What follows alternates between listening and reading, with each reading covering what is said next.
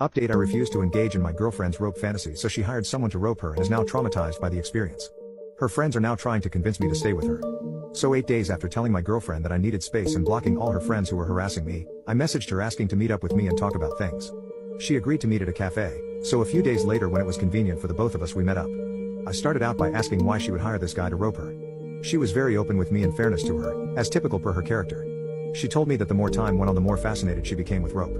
She joined forums on the deep web about rope and found communities online which were centered around women having this rope thing. She told me that the more time passed, the more she couldn't control herself, and during the times me and her had intimacy she found herself thinking about being roped, and this was the only way she could cross the finish line. I didn't even say a word, as this was by far the craziest thing I had ever heard in my entire life. I then asked her why she didn't say it to me, and she told me that had she been honest about how she was truly feeling, I would have probably thought she was crazy and left her. As if I didn't think the beach was already crazy. I told her that I probably would have thought something was up with her and there was no way I was ever willing to rope her myself, but I told her that what she